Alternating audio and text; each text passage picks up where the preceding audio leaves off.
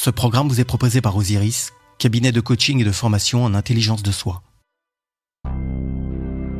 Bonjour à toutes et à tous, je suis Marc Joget et vous écoutez Chiche, le podcast où l'on s'interroge sur le nouveau leadership dont le monde a besoin. Ici, on questionne notre contexte professionnel qui se transforme.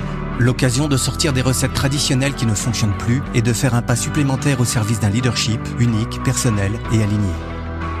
2 fois par mois, je partage avec vous mes rencontres avec des hommes et des femmes inspirants. Ces hommes et ces femmes sont des dirigeants d'entreprise, des experts, des entrepreneurs, qui tous, dans leur vie professionnelle, interrogent leur singularité et challengent leurs habitudes. Ils et elles ont accepté de partager leurs expériences, et avec eux, je vous propose de questionner nos fonctionnements et de revisiter notre leadership. Nous allons parler de réussite et d'échec, d'engagement et de transformation, de connaissance de soi et de relations aux autres, mais aussi du courage nécessaire pour mettre nos valeurs en action et faire nos choix en conscience. Vous écoutez Chiche, soyez les bienvenus.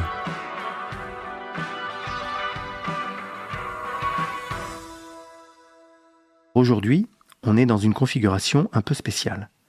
Pour la première fois, je ne suis pas installé en face de mon invité, mais nous enregistrons à distance. On a essayé et on a fait notre maximum, mais son emploi du temps de fou a rendu l'exercice compliqué et on a dû s'adapter. Et c'est vrai qu'il est partout depuis plusieurs mois. Un jour sur France Inter dans la matinale, un autre jour à donner une conférence, ce soir dans une librairie pour une séance de dédicace de son dernier livre, et j'imagine aussi beaucoup dans son laboratoire de recherche. Car à la base, mon invité est un chercheur et un scientifique. Olivier Amand, puisque c'est de lui dont il s'agit, est biologiste de formation. Il est chercheur à l'École normale supérieure de Lyon, dans le laboratoire de l'INRAE, et il travaille plus particulièrement sur le monde du vivant. Olivier, bonjour, je suis ravi d'être avec toi ce matin. Bonjour. Alors, dans les épisodes de Chiche, c'est l'invité qui se présente lui-même.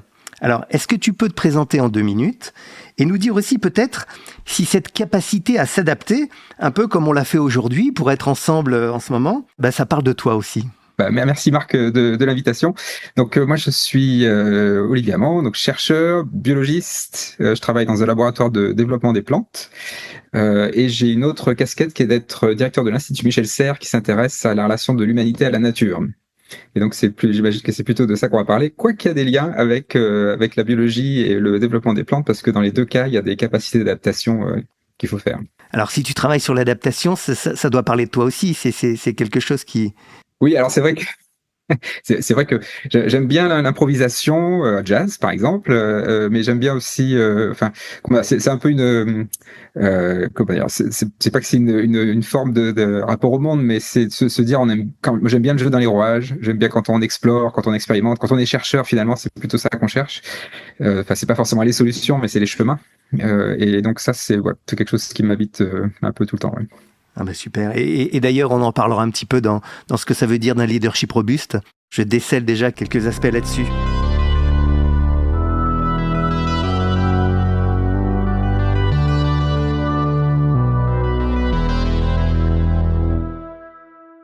Ceux qui me connaissent et ceux qui m'écoutent le savent, parmi les thèmes qui m'intéressent, celui de la performance est en haut de ma liste. C'est une notion qui est très présente dans la vie des entreprises et que nous avons déjà abordée dans certains épisodes de ce podcast. Je me souviens d'une discussion sur la performance et de la comparaison passionnante entre le leadership et le sport dans l'épisode enregistré avec Vincent Prolongeau. Et aussi de ma discussion sur l'impact du leader avec Antoine Lemarchand. La recherche de la performance, ça parle de moi aussi. Ou plutôt, je devrais dire, une recherche de l'optimisation dans ma façon d'aborder les choses. Faire simple, agile, rapide. Cette tendance que je connais bien maintenant et que j'apprivoise, à vouloir planifier et arranger les choses à ma façon. Performer. Et voilà qu'il y a 6 mois environ, je tombe un peu par hasard sur une vidéo de toi, Olivier, qui intervient auprès d'universitaires, je crois, et qui développe ton approche de la performance. En fait, plus précisément, tu développes ton approche de la fin nécessaire de la performance. La fin de la performance comme critère principal de nos vies. Et là, ça touche quelque chose en moi qui me parle.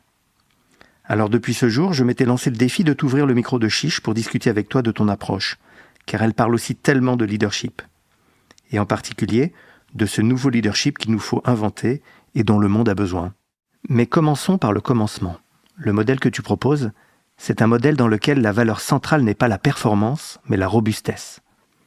Une thèse dans laquelle tu fais la différence donc entre performance et robustesse. Une réflexion qui commence, si j'ai bien compris, par la constatation que notre monde est passé d'un monde prévisible à un monde fluctuant, difficile à prévoir. Et ça change tout. Alors, avant qu'on en discute plus en détail, et pour poser le contexte, est-ce que tu veux bien faire le pitch de ton propos en quelques minutes pour ceux qui nous écoutent ? En version résumée, hein. Le monde fluctuant qui vient, c'est pas une hypothèse. En fait, c'était une prédiction des scientifiques il y a 50 ans. Aujourd'hui, c'est du vécu. Les méga-feux, les méga-inondations, les remous sociaux, les crises géopolitiques.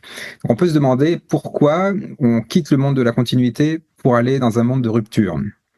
Alors c'est tout simple, nous avons mis le compas sur la performance depuis des décennies. Donc la performance, c'est quoi ? La performance, c'est l'efficacité et l'efficience. La somme des deux. Efficacité, atteindre son objectif, efficience avec le moins de moyens possible. Et donc, vu qu'on a eu ce compas vers la performance, on a tout suroptimisé. Quand on suroptimise un système, on le fragilise. Et donc là, nous sommes dans un système planétaire fragilisé. Alors, c'est sur tous les plans. Sur le plan économique, le canal de Suez bloqué par un bateau, CrowdStrike l'été dernier, une panne informatique mondiale parce qu'il y a une mise à jour qui est foireuse, mais plein d'autres choses, les méga-feux, les méga-inondations, etc. Et donc, on est rentré dans ce monde-là. Et du coup, le compas vers la performance ne peut pas être le compas adapté pour le monde à venir, puisqu'il crée des ruptures, il fait des fragilités, il a fragilisé le système, il nous a fragilisés. Il a créé un monde de burn-out humain et un burn-out des écosystèmes. Donc c'est très clair, on ne va pas continuer sur le culte de la performance. Il va falloir dérailler du culte de la performance. Alors quand je dis dérailler, c'est vraiment ça, parce que c'est des rails, le culte de la performance. Donc c'est quoi l'autre option ? Quitter la performance, ça peut faire très peur, parce que l'efficacité, l'efficience, c'est vraiment culturel, c'est quelque chose qui nous habite tout le temps.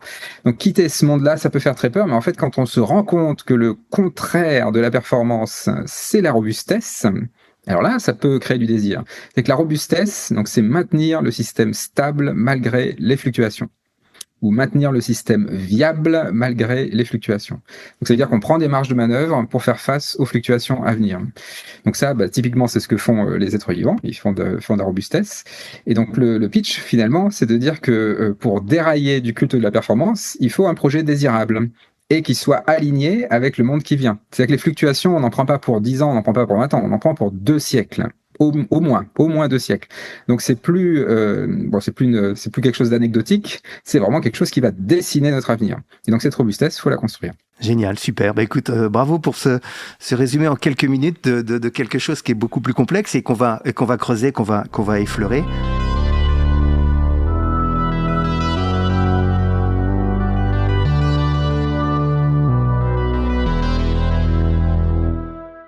Efficacité, performance, efficience, productivité, en fait, c'est des mots, c'est du vocabulaire qui fait partie de ce que tu évoques là. C'est des notions qu'on utilise tous les jours en entreprise. Ça m'intéresse parce que pour qu'on comprenne mieux encore la différence entre ces deux notions, la performance et la robustesse, et puis parce que ton métier, c'est d'être chercheur en biologie et en biophysique, enfin de travailler avec le vivant, est-ce que tu pourrais partager avec nous des exemples dans la nature, justement, qui démontre que c'est la robustesse qui compte plus que la performance. Alors je peux donner quelques exemples. Alors je vais peut-être commencer par des exemples où nous, les humains, on voit d'abord la performance. Par exemple, une lionne qui chasse une gazelle. Ça, c'est le documentaire animalier classique. Alors que dans les documentaires, vraiment, on ne montre que le moment de la chasse. Ça, c'est le moment de performance.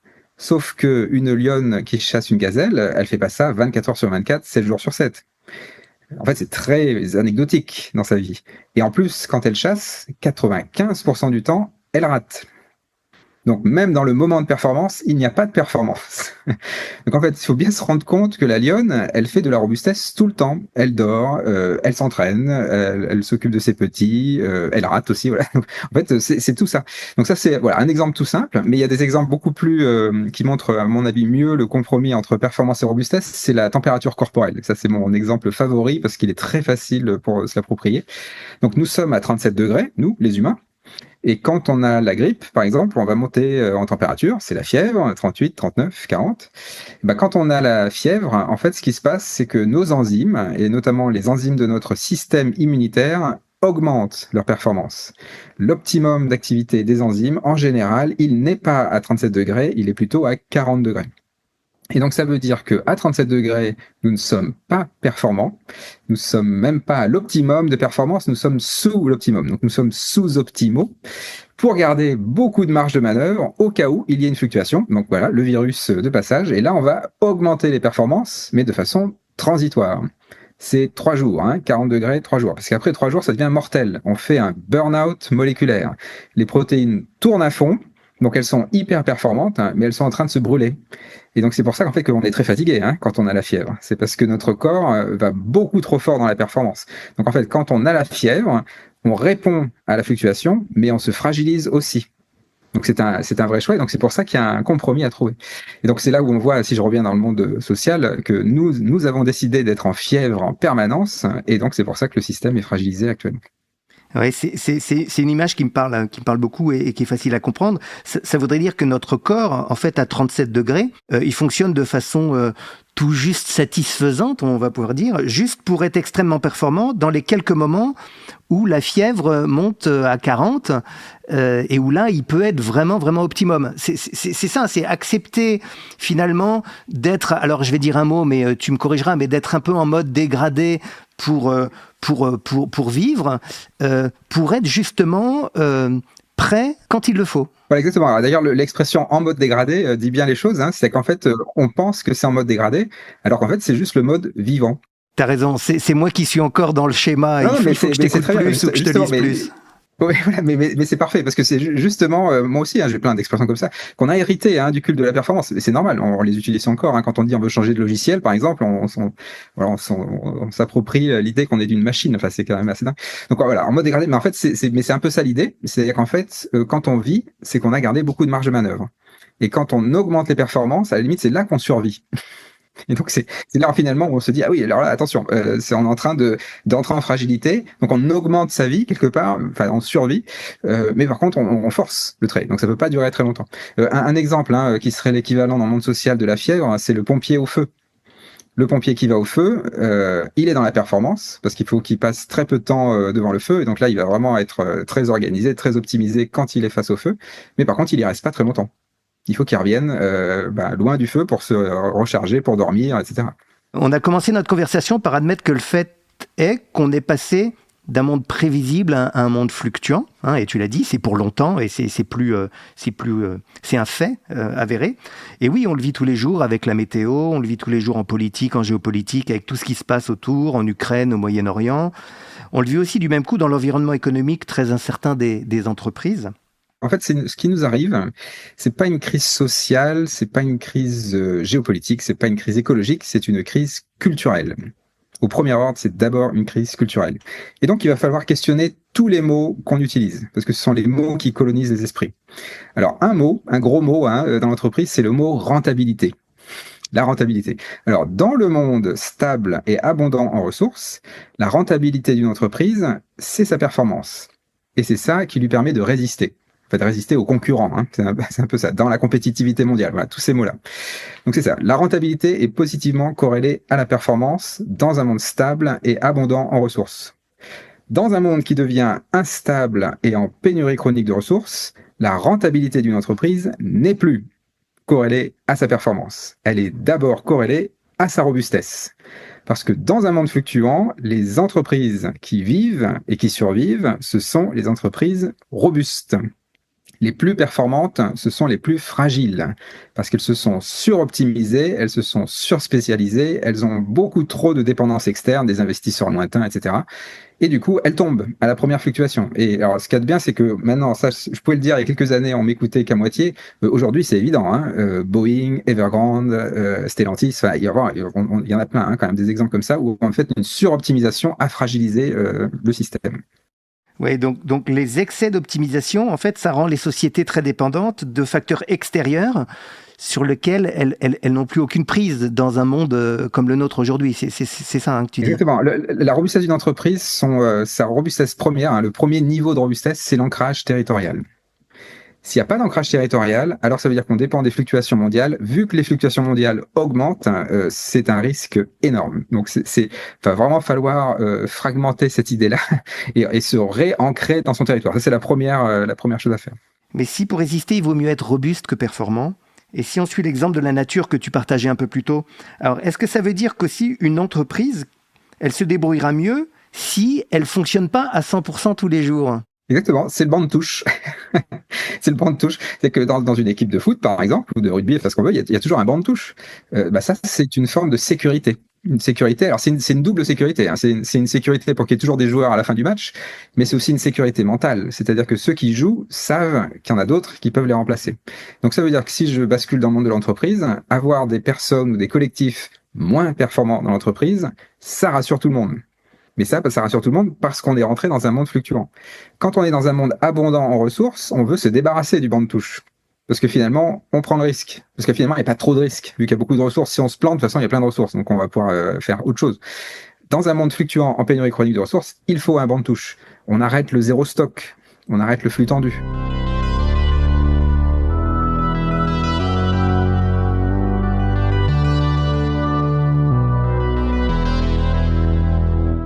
C'est toujours un peu contradictoire. Hein. Il y a une partie de moi, je te l'avoue, qui imagine toujours que rechercher l'optimal, c'est ce qu'il faut, ou que ne pas le faire, ça serait un peu contre-productif. Alors, une fois qu'on s'est dit ça, comment tu définirais, toi, le leader robuste? Alors, en fait, juste pour rebondir sur le petit point que tu disais juste avant, là, en fait, c'est pas pour dire qu'il y aura plus du tout de performance.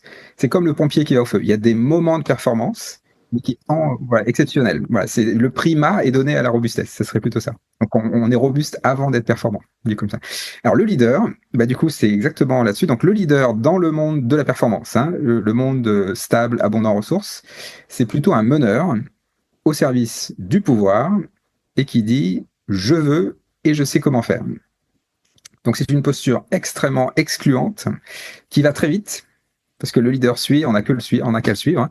Hein. Et donc, c'est plutôt de la compétition, du pouvoir. Alors, en fait, cette stratégie-là, c'est pas vraiment un problème dans un monde stable et abondant en ressources, parce que de toute façon, il y a plein de ressources ailleurs. Si le leader se plante, c'est pas grave, parce que de toute façon, il y aura d'autres chemins grâce aux ressources abondantes du territoire, grâce à la stabilité du contexte. Dans un monde qui devient instable en pénurie chronique de ressources, le décideur change de posture. Ça devient un facilitateur au service de la puissance. Et c'est quelqu'un qui dit « j'ai envie et je ne sais pas comment faire ».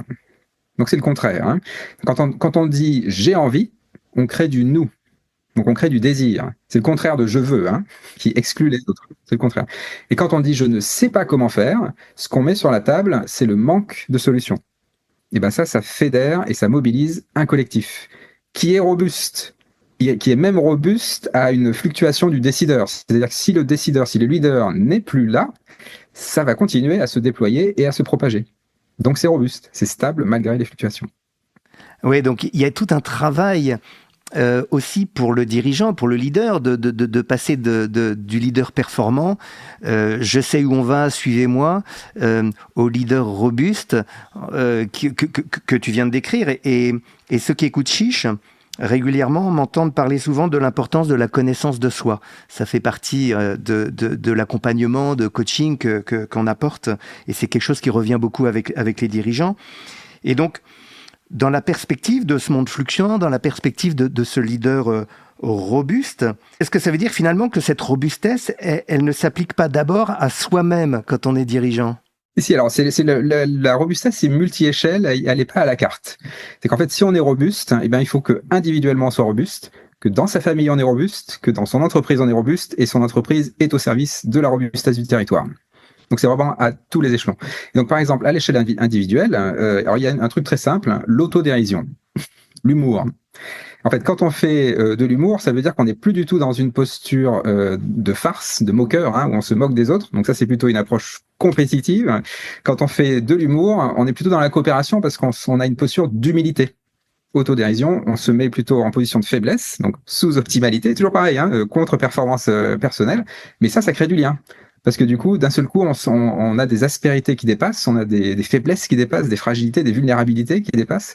Et c'est avec ça que les autres vont nous accrocher. Et c'est comme ça qu'on fait une coopération finalement. Donc la posture d'humilité, d'autodérision, d'humour appliqué à soi-même, c'est essentiel. En fait, c'est le point de départ. C'est le premier kilomètre de la robustesse, si on veut.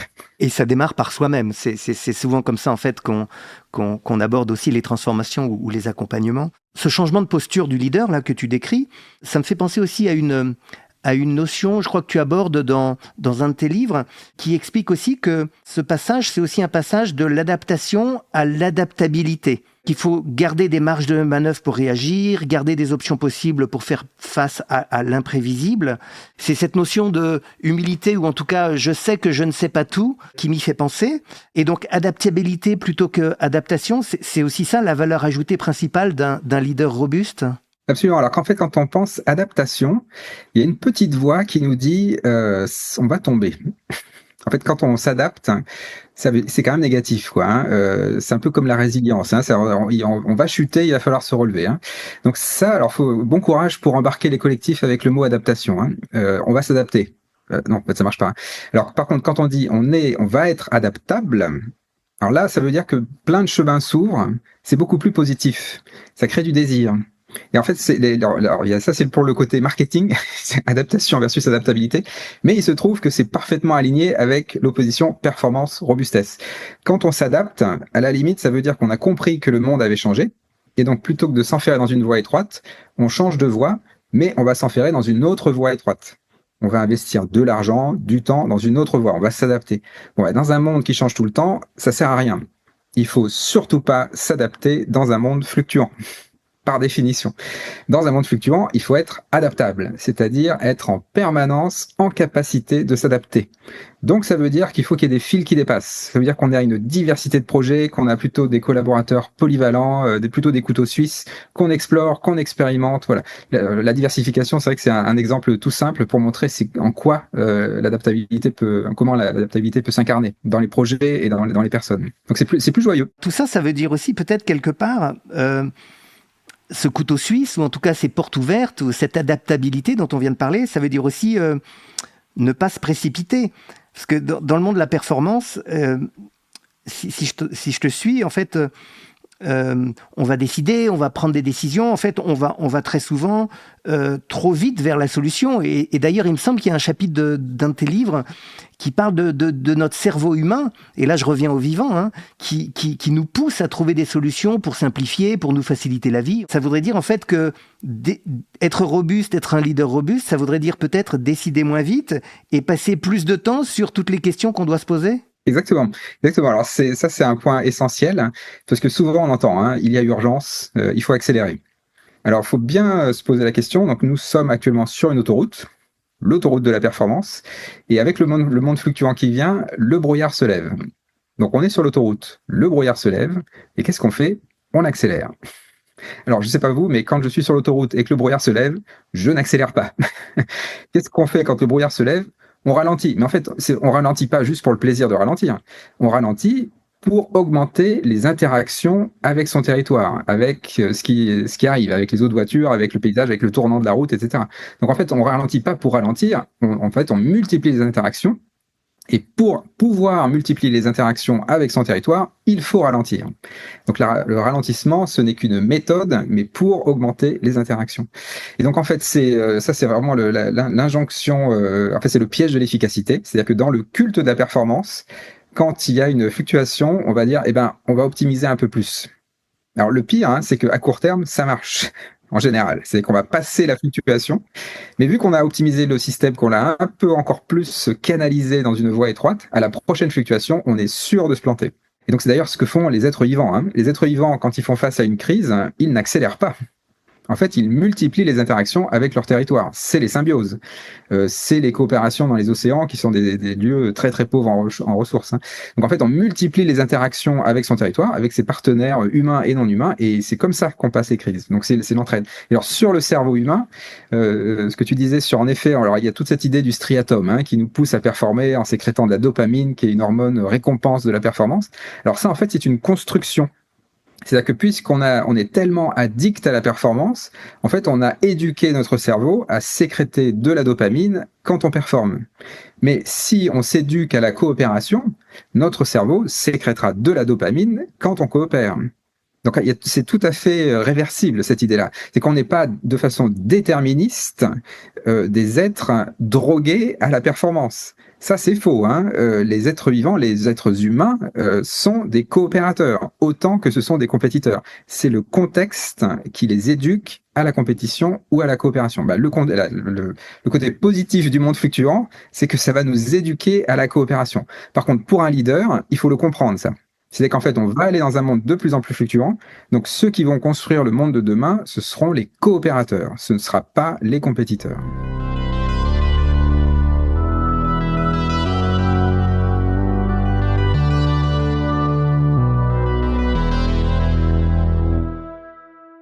Et alors on dit effectivement l'éducation, il faut changer, il faut repenser différemment. Ça fait partie effectivement du rôle du dirigeant ou du leader par rapport à son équipe, par rapport au monde. On peut dire ça aussi comme ça. Ça voudrait dire que finalement le leader robuste, quand on est un leader robuste, on se laisse plus de temps pour réfléchir, pour challenger ses questions, pour parler, peut-être pour exprimer ses intuitions, pour réorganiser sa pensée. En fait, pour bien décider dans un monde comme ça, fluctuant, il faudrait passer plus de temps à définir les questions et moins de temps à trouver les solutions. Exactement. Alors, c'est ça. Dans le monde de la performance, on apporte des excellentes réponses à des très mauvaises questions. Comment on fait ? C'est plutôt ça la question. Comment on fait pour passer plus de temps sur les questions ? Parce qu'en fait, on peut se dire, oui, mais c'est quand même une perte de temps. Je vais perdre du chiffre d'affaires. J'en sais rien. Voilà, tous ces problèmes liés au fait qu'on passe plus de temps sur les questions. En fait, il faut le penser différemment. C'est que comment identifier la bonne question ? C'est plutôt ça. Comment on fait pour... C'est quoi une bonne question ? C'est très simple. Une bonne question, c'est une question robuste. C'est marrant, ça marche vraiment pour tout. Alors, une question robuste, c'est quoi ? C'est une question, quand on la pose à des personnes très distantes de nous, un boulanger, un trader, un anthropologue, une ballerine, cette question, c'est toujours la même. Si cette question, c'est toujours la même, c'est-à-dire que quand on rentre dans l'imaginaire de ces personnes-là, quand on reformule sa question et que c'est toujours la même, c'est une question qui est stable malgré les fluctuations. C'est-à-dire que l'interaction avec une personne lointaine, c'est la fluctuation qui fait le test de robustesse sur la question. Donc en fait, il faut répondre aux questions robustes. Et alors en général, c'est ça le plus important, c'est qu'en fait, en général, nous n'identifions pas les bonnes questions.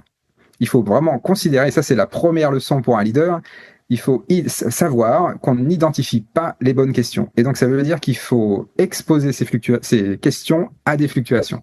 Donc là, par exemple, à des interlocuteurs externes, mais en fait, ça peut être, il y a plein d'autres protocoles, de brainstorming, etc. Mais du coup, là aussi, c'est très joyeux, parce qu'en fait, on rencontre des gens, ça enrichit la question. Et puis, donc, la question va se déplacer jusqu'à un moment où elle va être stable, quel que soit l'interlocuteur à qui on parle. C'est cette question-là à laquelle il faut répondre. Donc c'est la fameuse phrase d'Einstein, si j'avais 1 heure pour résoudre un problème, je passerais 55 minutes sur la question, 5 minutes sur la réponse. Ça, c'est de la robustesse. Ça me fait penser aussi à une autre citation. Je l'avais probablement lu également aussi ou entendu de ta part, mais c'était finalement passer plus de temps à observer, raisonner, questionner. C'est philosophique, mais c'est aussi artistique. Et c'est Pierre Soulages, je crois, qui disait c'est ce que je fais qui m'apprend ce que je cherche. C'est de ça dont on parle, en fait. Exactement. En fait, c'est la démarche artistique, elle est très pertinente dans le monde qui vient. La démarche artistique, c'est observation, raisonnement, question. C'est qu'un artiste, c'est un peu un paratonnerre. C'est quelqu'un qui est touché par le monde et qui est perturbé et qui, par cette perturbation, va faire une œuvre d'art, une sculpture, du rap, du slam, enfin ce qu'on veut. Et à force de faire une œuvre d'art, va cristalliser son obsession. Et son obsession, ce sera une question pour le public. Et donc ça, c'est une démarche quasiment psychanalytique, quelque part, où en fait on s'ouvre au monde, on est touché et on produit une question. Voilà, ce que dit Pierre Soulages, c'est exactement ça. C'est un processus pour identifier une question, pour fabriquer une question. Une dernière chose que je capte dans notre discussion, c'est que finalement, et c'est peut-être là-dessus que j'aimerais te laisser réagir, parce que c'est peut-être le plus marquant pour moi. J'ai l'impression en fait qu'il est impossible, en t'entendant parler, d'être à la fois performant et robuste. Alors tu vois, il y a quand même une petite voix qui me dirait voilà, ok, tu vas aller faire un pas vers la robustesse, mais tu vas y aller peut-être petit à petit. Mais j'ai un peu l'impression que oui, c'est impossible d'être les deux à la fois. En fait, je pense qu'aujourd'hui, nous allons devoir être schizophrènes. parce que nous sommes encore dans le culte de la performance. On a un monde qui est encore un peu stable, avec un peu de ressources. Et donc, le monde de la performance, en fait, si on va trop vite dans le monde de la robustesse, on risque de se faire manger tout cru par les concurrents. Et donc, il ne faut pas y aller de façon la fleur au fusil comme ça, parce que là, ça, en fait, ça va pas marcher.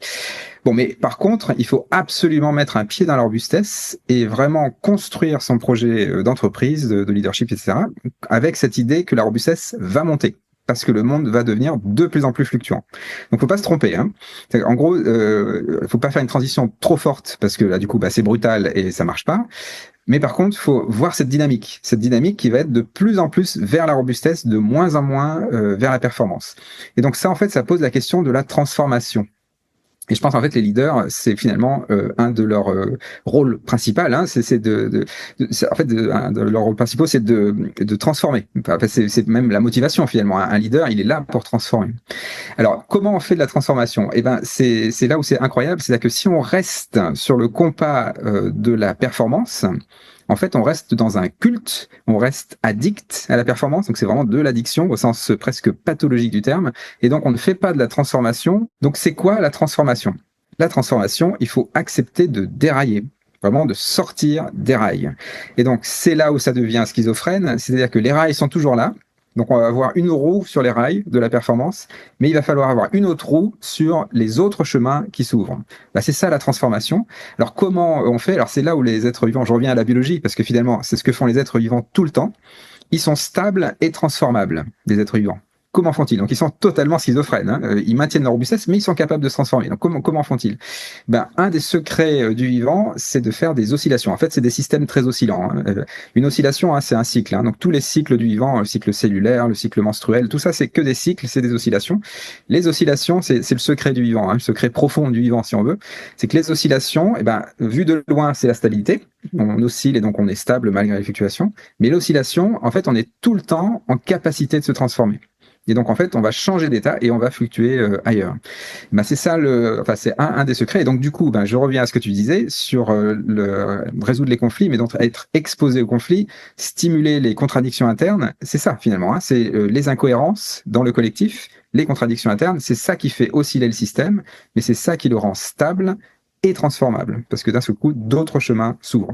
Merci Olivier de nous avoir accordé ton temps précieux, de revenir aussi au vivant parce que c'était ce qui m'intéressait à la fois avec ta formation, ton expertise et puis ce parallèle avec le leadership.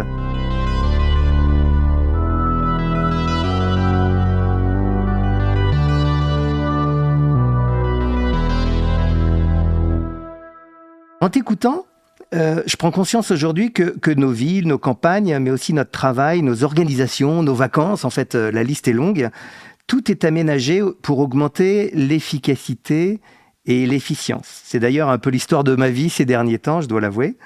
Mais en fait, je capte qu'en fait, on vit dans une civilisation de l'optimisation généralisée. C'est comme si on était tous guidés par l'idée d'une performance qui serait nécessairement positive. Ou alors, en fait, c'est comme si on était dans un schéma où tout s'auto-justifiait.